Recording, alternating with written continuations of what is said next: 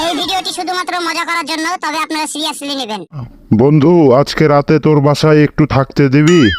কেন রে দোস্ত, তোর বাড়িতে কি হলো?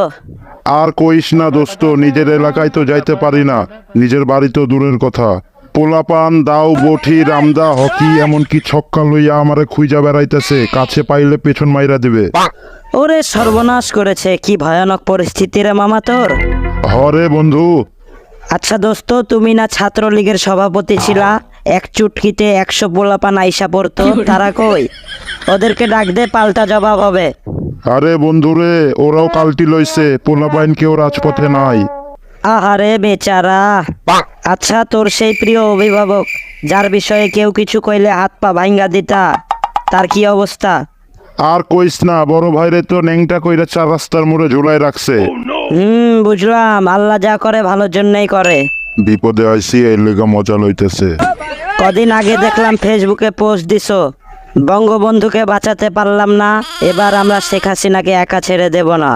ফুটেজ দেখে দেখে বিচার করা হবে। কোথায় গেল দোস্ত তোর সেই বড় বড় ভাষণ? বন্ধু, বিপদে মজা নিও না, থাকতে দিবা কি না কও? শোন দোস্ত, আমার বাড়িতে 10টা কুত্তাকে থাকার জায়গা দেব, কিন্তু তোর মতো ছাত্রলীগ করা বন্ধুকে 1 ইঞ্চিও জায়গা দেব না। যা ভাগ, দূর হ, গন্ধ বের হচ্ছে, না জানি কতদিন সালা গোসল করে না। বন্ধু হয়ে বন্ধুর বিপদে পাশে দাঁড়াবি না বন্ধু? আরে বন্ধু, এটা তোর বিপদ নয়, এটা তোর জন্য আখিরাত। এখানে কেউ কাউকে চিনে না। বেশি ফুটেজ খাইস না, জলদি রাস্তা মাপ, আমাকে আবার ভিডিও বানাতে হবে, অনেক কাজ আছে।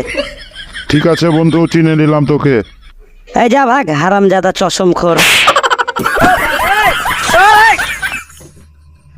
তো ভাই বোন, ভিডিও ভালো লাগলে লাইক করো, ভালো না লাগলে কমেন্ট করো, আর নতুন হলে সাবস্ক্রাইব করো।